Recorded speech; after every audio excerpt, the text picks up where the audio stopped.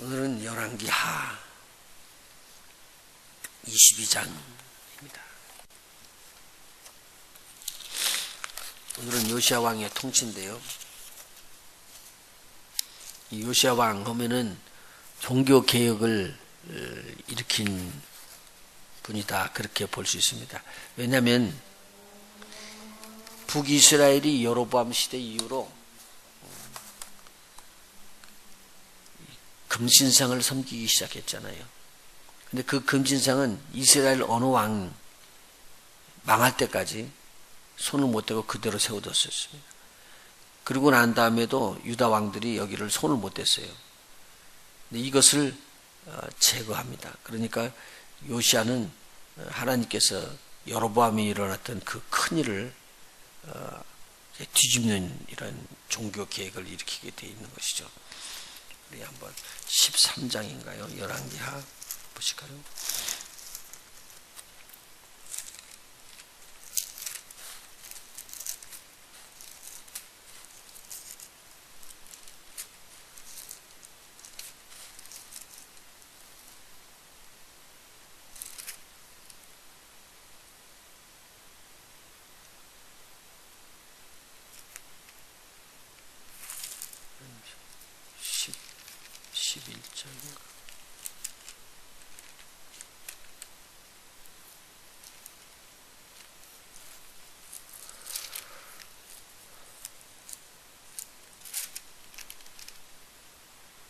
열왕기 상이네요. 열왕기 상 13장. 열왕기 상 13장. 때에 하나님의 사람이 여호와의 말씀으로 인하여 유다에서부터 베델로 이르니 마침 여로보암이 단 곁에 서서 분향하는지라. 단을 다 세워놓고요, 분향한 거죠. 그 베델이에요. 하나님의 사람이 단을 향하여 여호와의 말씀으로 외쳐 가로되 다나다나 여호와께서 말씀하시기를 다윗의 집에 누구라고 나왔죠? 요시야라 이름하는 아들을 낳으리니 저가 내 위에 분향하는 산당 제사장을 내 위에 제사할 것이요 또 사람의 뼈를 내 위에 사르리라 하셨느니라 하고, 이 지금 언약을 그 하나님의 사람이 예언을 했어요. 이후로 요시야 시대 때까지가 약 300년이 흐릅니다. 300년 후에 이런 일들이 일어나는 것이죠. 다음에 한 번 더 살펴보도록 하고요. 앞으로 또 나올 테니까. 오늘 본문으로 다시 들어가죠. 자, 요시야가 위에 나갈 때 몇 살이었냐면은 8세. 그런데 그의 아버지 아몬이 반란군에 의해서 죽지요. 왜냐면은 그 할아버지가 되는 므낫세가 지독하게 악한 일을 했죠. 많이 했죠. 그러면 마지막에 회개를 했어요. 그러니까 또 하나님 앞에서 용서를 받고 저가 포로로 끌려갔던 아수르 지방에서 다시 돌아와서 왕위를 유지하다가 죽고 그 아들 아몬, 그러니까 요시야의 아버지가 2년 동안 악행을 또 해요. 아버지가 했던 것을 보았기 때문에 그렇게 한 것 같으죠. 그리고 난 다음에 죽습니다. 그리고 이제 요시야가 왕이 될 때가 8세라. 그러니까 뭘 알아요? 모르죠. 그러니까 다른 사람이 이제 섭정하고 이제 같이 도움이 되게끔 했겠죠. 그런데 31년 동안을 치료했으니까 몇 살에 죽어요? 그러면 8세 플러스 31이면 39세. 아주 단명한 거예요. 지금으로 보면요. 근데 그때 이 39세 다른 왕들도 많이 살지를 못하죠.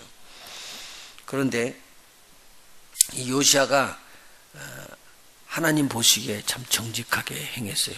그리고 하나님의 성령의 감동을 받고, 그래서 저는 이 다윗의 모든 길로 행하면서 하나님만을 섬기는 그러한 삶을 살았어요. 요시야 왕으로 오른 지 18년 될 때예요. 그럼 18에다 대고 8세에 왕으로 올랐죠. 그럼 몇 살이에요? 26세에 있었을 때에 종교 계획을 시작을 합니다. 그래가지고는 이제 성전을 청소하라고 그래요. 그래서 성전을 청소하게끔 하고, 수리할 것을 다 수리하고, 이제 퇴락한 것을 다 보수하게끔 해서 종교 계획이 1차 시작이 딱 됐습니다. 그리고는 이 일을 위해서 막 수고하고 있었던 대제사장이 성전에서 율법책을 발견하게 됩니다. 그러니까 율법책이 있었는데도 불구하고 성전에다 놔놓고 이거 읽지를 않았다는 소리죠. 그러니까 오늘 우리가 여기서 뭐 배워야 되냐? 하나님 말씀 아무리 좋아도 우리가 읽고 우리 삶 속에다 적용을 하지 않으면 아무 의미가 없다. 개혁을 일으키지 못한다는 거예요. 그런데 오늘 하나님의 말씀 율법책이 탁 나오니까 이 율법책을 보고는 hilki야가 이걸 읽고는 두들두들 떨면서는 이 내용의 것들을 갖다가 누구에게 알려주느냐면 왕이 보냈던 사반이라는 서기관에게 알려줍니다. 이 서기관이 이것을 보고는 자기가 읽어보는 거예요, 다. 그리고 왕 앞에 와가지고는 왕이여, 지금 이 율법책, 다시 말해서 이 성경책을 찾았습니다. 그리고는 왕 앞에서 읽어드립니다. 근데 읽는데 왕이 이 소리를 듣더니 그러면 우리 백성이나 우리나라가 이렇게 어려움과 고난 당하는 것이 여기 성경에 기록된 대로, 율법책에 기록된 대로 기록되어 있네. 지금 신명기 때 이미 다 이야기했죠. 앞으로 어떻게 될 것이라고 모세가 다 이야기했던 내용들이에요. 그게 이루어진 거예요, 지금. 그래서 제가 옷을 찢으면서 하나님 앞에서 너무 두려운 마음으로 앉아 있습니다. 그러니까 율법책에서 있는 내용을 들으면서 율법책을 지키지 않았기 때문에 우리가 이런 진노가 하나님으로부터 임했구나, 그렇게 알았습니다. 많이 성경에 나오잖아요. 옷을 찢고 머리에다 대고 이렇게 막 먼지를 날리고 그렇게 하는 의미는 회개의 표시입니다. 놀라움과 회개, 애통함, 두려움, 이런 것들이 다 포함되어 있는 거예요. 그렇게 해서 지금 상황으로 보면 우리가 지금 망할 수밖에 없구나 라는 걸 알았어요. 히스기야 그때 열심히 했던 그것이 지금 요시야의 할아버지 뻘 되는 사람이 뒤집어 엎어가지고 그 아들, 자기 아버지 때에도 이런 일들이 일어나고 지금 자기가 맡아서 보니까 이거 지금 하나님의 율법하고는 전혀 다른 일들을 하고 있는 거예요. 그럼 우리 이제는 망했구나. 그래서 이 망한 것에서부터 두려움이 들어온 거예요. 이대로 가면 우리는 망하는구나. 그래서 본인이 최선을 다할 이야기를 합니다. 그러고는 이제 율법책에서 지금 나왔던 일들을 놓고는 당시 선지자였던 훌다라는 여선제가 아주 하나님 중심으로 가는 걸 보고 그들에게 묻습니다. 가서 우리가 그러면 어떻게 하면 좋겠는가? 그러고는 묻는데 이 물음을 받고 훌다가 이야기하는 내용이요.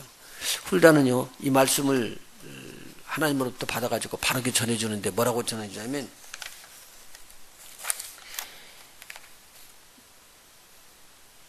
므낫세 왕이 너무 악하게 했기 때문에 하나님의 진노가 사그러지지 않아요. 그래서 여기서 그 내용의 것들을 이야기를 해줍니다. 우리 15절 한번 보시죠.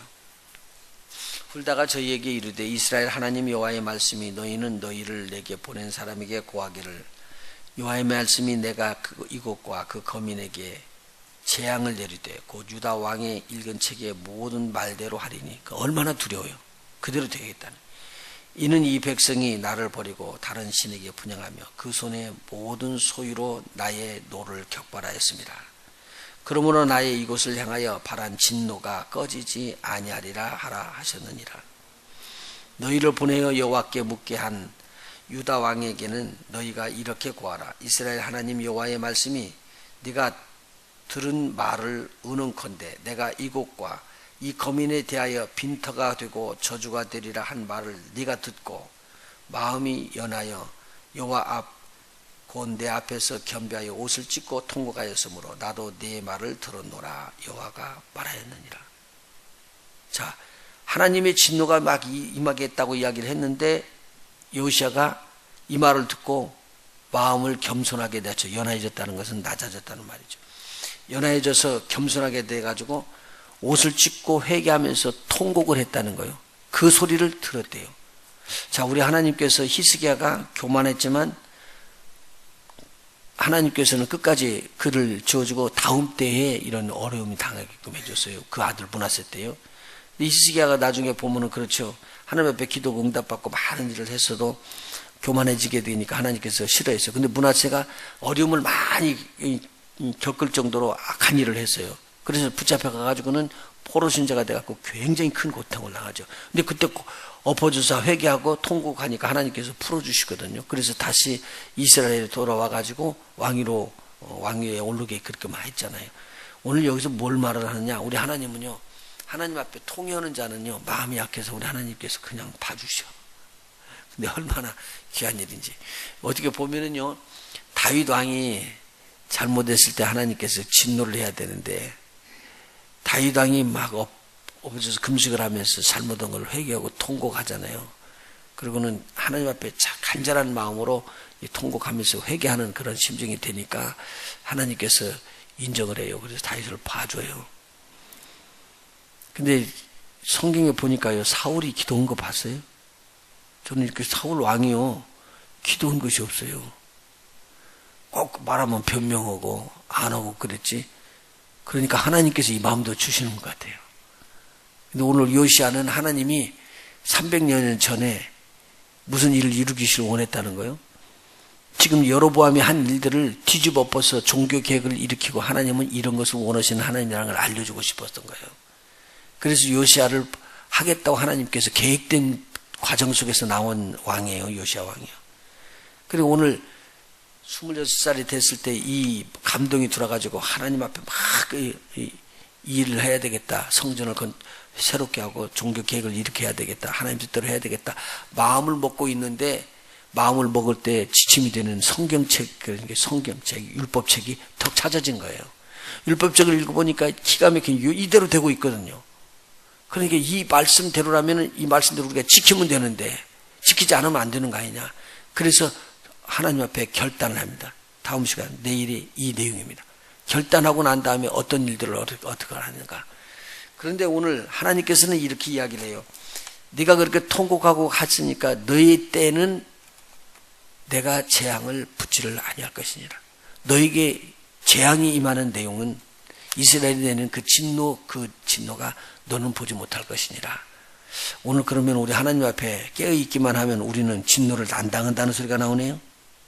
기도하면은요, 회개하면은요, 중심이 서 있으면요, 그 내용의 말을 한번 깊이 한번 생각해 보시죠. 하나님은요, 회개하는 자, 하나님 죄를 다 떨어버리는 자에게 책임 추궁하잖아요. 그리고 그들을 갖다가 불러서 편안함을 가질 수 있도록 그렇게 해요. 그래서 여기서 뭐라고 말하냐면 20절의 말씀을 주시는 거죠.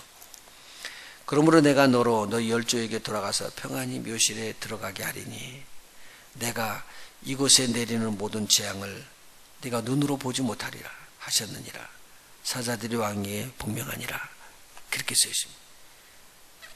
만일 자기가 지금 하나님 앞에 성전을 건축하고 회개하고 있는데도 하나님께서 때려줬다면 이게 좀 이해하기가, 해석하기가 좀 어려울 건데, 하나님은 자기가 회개하고 돌아오는 사람들, 잘못됐습니다라고 하는 사람들에게는 회개하는 것에 대해서 꼭 응답을 해주시는 하나님이에요. 얼마나 좋으신 하나님인지 모릅니다. 이것은요, 예전에 있었던 일이지만 지금에도 똑같이 일어날 거고요, 앞으로도 똑같이 일어날 것입니다. 우리 주님 앞에 회개하는 일이라죠. 계시록에 보면은요, 마지막에 재앙이 때리는데 마지막 재앙이 임할 때 이 사람들이 회개해야 되거든요. 그런데 재앙을 받으면서도 그 환난을 통과하는 자들에게는요, 이 환난을 통과한다는 말은 뭐냐면 하나님께서 때리는 이 환난을 통과하기 때문에 불신자들이잖아요.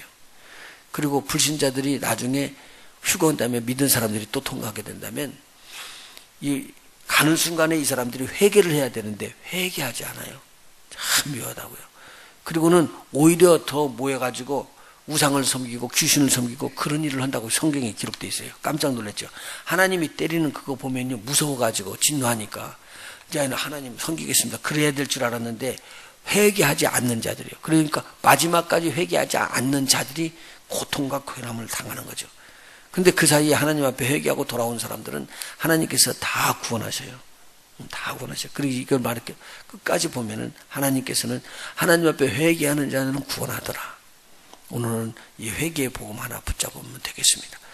우리 하나님께서 우리에게 주셨던 이 회개의 복음이요, 회개하면은 그 친정으로 회개해서 들어오니까 우리에게 구원함도 오고 죄사함도 일어나는데 그 다음에 무엇을 선물로 받더라고요? 성령을 선물로 받더라.